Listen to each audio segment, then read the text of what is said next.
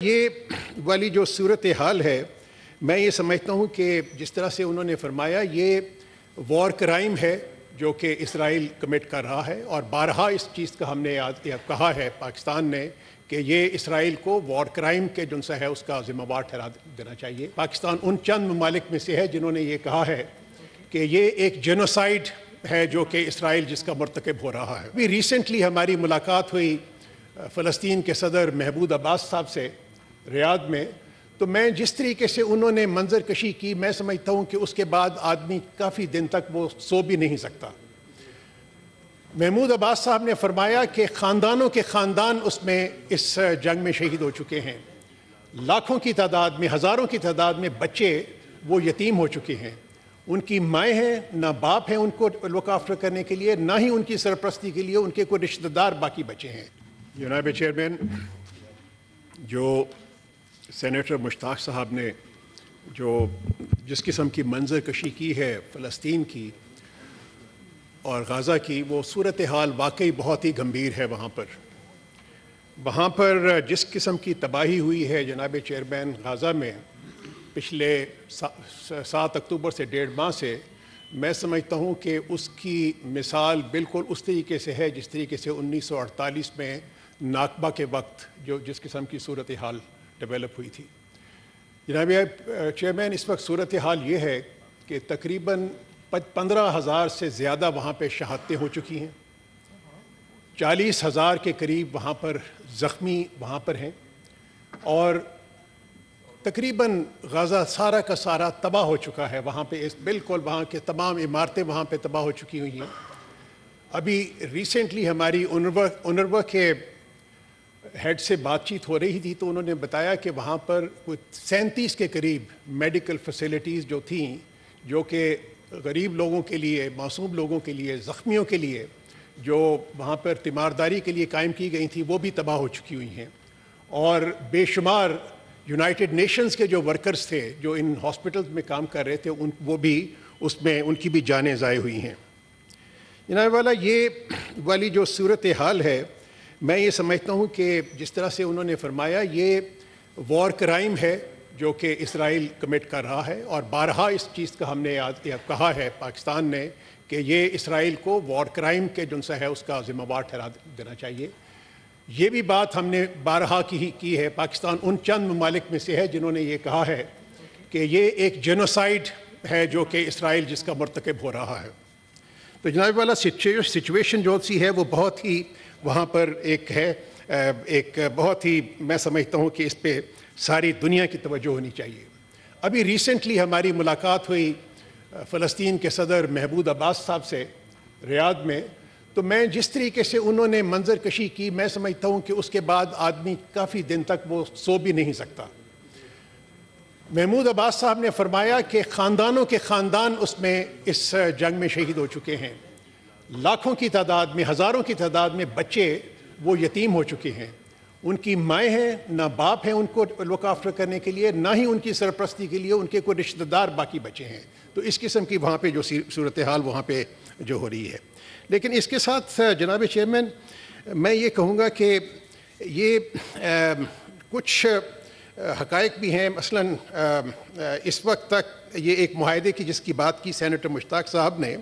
اس کے تحت کوئی تقریباً 50 اسرائیلی جو پرزنرز ہیں ان کو حماس ان کو رہا کرے گا، اور اسرائیل 150 کے قریب وہ فلسطینیوں کو رہا کرے گا۔ اور اس وقت جو ٹوٹل قیدیوں کی تعداد ہے فلسطین اس کے حماس کے پاس، وہ تقریباً 250 ان کے اسرائیل کے قیدی ان کے پاس ہیں، اور 7,200 قیدی فلسطینیوں کے وہ اسرائیل کے پاس ہیں۔ اب سوال یہ پیدا ہوتا ہے کہ اس صورتحال کے بعد، اس تباہی کے بعد، اتنی شہادتوں کے بعد مشرق وسطیٰ کی صورتحال کیا ہوگی؟ تو میں یہ سمجھتا ہوں کہ جناب چیئرمین، جس قسم کی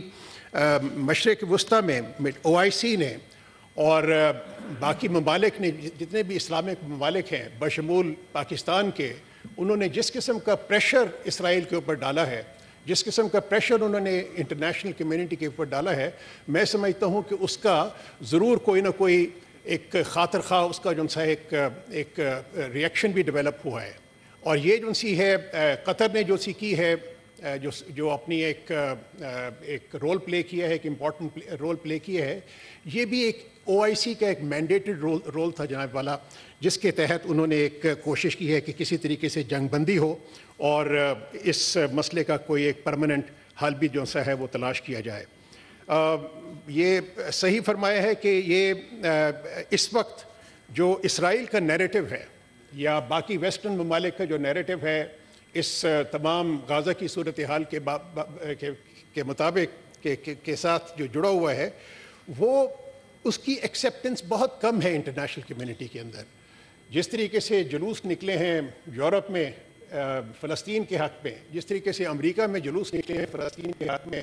سمجھتا ہوں کہ اسرائیل جس قسم کا ایک خواب دیکھ رہا تھا کہ جس کے تحت جس کی تعبیر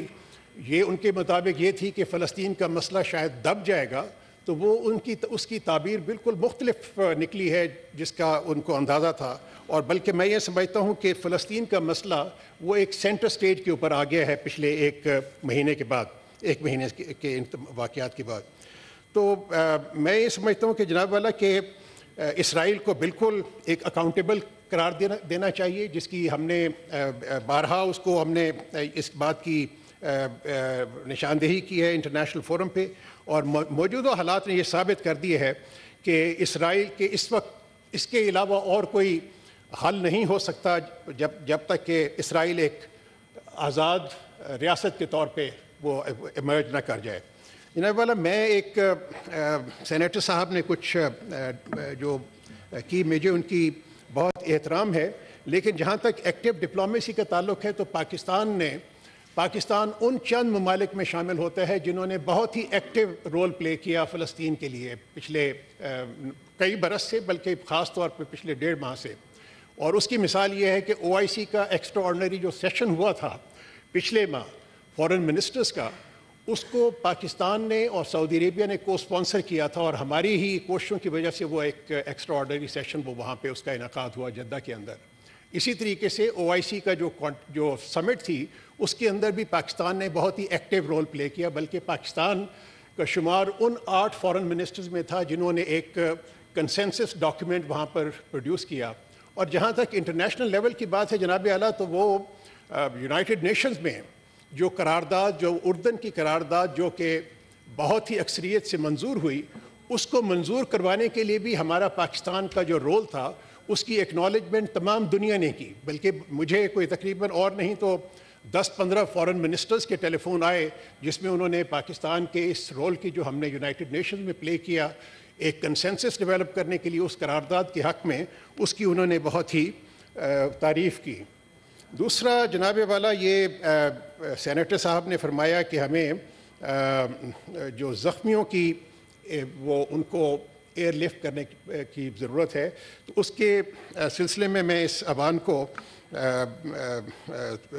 انفارم کرنا چاہتا تھا کہ وہ آلریڈی ہم تمام جو وہاں پہ ممالک ہیں جارڈن اور ایجپٹ, ان کے ساتھ ہمارے رابطے ہیں.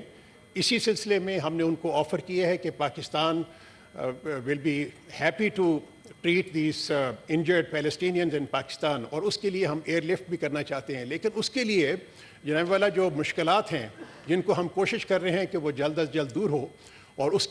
سلسلے میں ہم ان تمام ممالک کے ساتھ بھی رابطے میں ہیں جن کا اسرائیل کے ساتھ رابطہ ہے, تاکہ اسرائیل کو, کیونکہ اس کے لیے اسرائیل کی بھی اجازت کی ضرورت ہے. ہمیں ایجپشنز نے بتایا ہے کہ جی اگر آپ ایئر لفٹ کرنا چاہتے ہیں وہاں پہ زخمیوں کو, تو اس کے لیے غازہ سے خاص طور پہ, تو اس کے لیے آپ کو وہاں سے وہ ایک زخمی کی بھی سکروٹنی کرتے ہیں کہ یہ زخمی جس کو باہر لے کے جا رہا ہے کہ وہ کہیں حماس کا تو نہیں ہے زخمی جس کو وہ وہاں سے لے کے جا رہا ہے. تو یہ تمام اقدامات جناب والا ہم لے رہے ہیں. اور اس کے علاوہ ہم نے یہ بھی آفر کیا تھا کہ پاکستان وہاں پہ ہاسپٹلز بھی اسٹیبلش کر سکتا ہے, لیکن جس قسم کی صورتحال ہے وہاں پہ غازہ میں, تو اس میں تو اس وقت تو سوال ہی نہیں پیدا ہوتا کہ کوئی بھی ملک وہاں پہ ہاسپٹل اسٹیبلش کر سکے. بلکہ ایک انڈونیشیا نے ایک بہت پرانا وہاں پہ ایک ہاسپٹل اسٹیبلش کیا ہوا تھا جس کو بھی تباہ کر دیا گیا ہے. تو یہ اس قسم کی صورتحال ہے, لیکن بہرحال ہم کوشش میں رہیں گے, اور یہ جتنی بھی آپ نے جن چیزوں کی نشاندہی کی ہے سینیٹر صاحب نے, ان پہ ابھی آلریڈی عمل درآمد ہو رہا ہے. باخبر رہیے ہر جگہ ہر وقت بر وقت۔ ابھی سنو نیوز کا یوٹیوب چینل سبسکرائب کریں اور بیل آئیکن پر کلک کریں اور جانیے ملکی اور غیر ملکی حالات و واقعات یقین کے ساتھ۔